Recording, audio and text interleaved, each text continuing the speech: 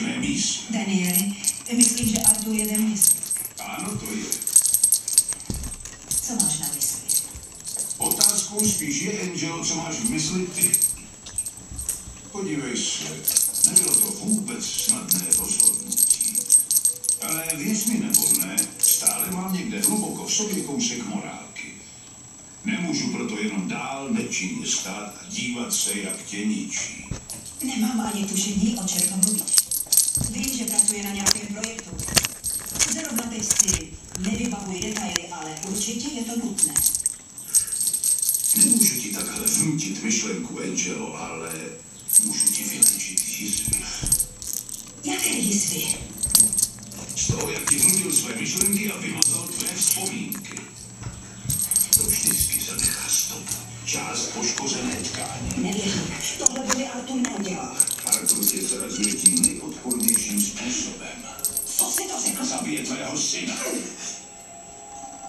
Jsi lhář.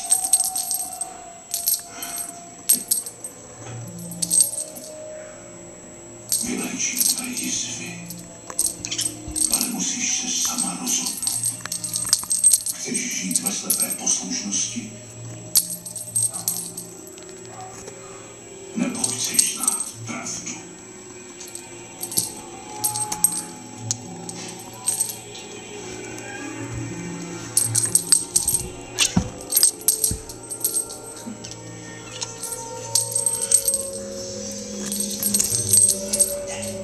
Nathan.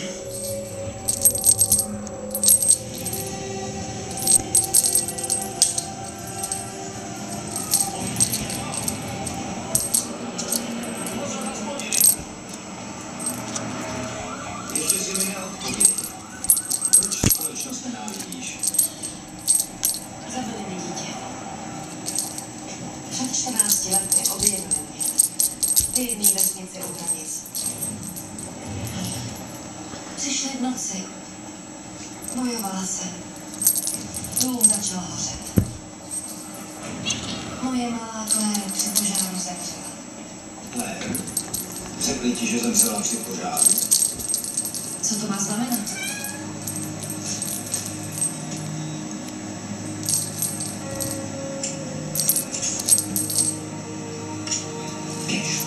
Běž, než si to rozmyslím. Cože? Ber to jako vycházku z vězení. Kvůli té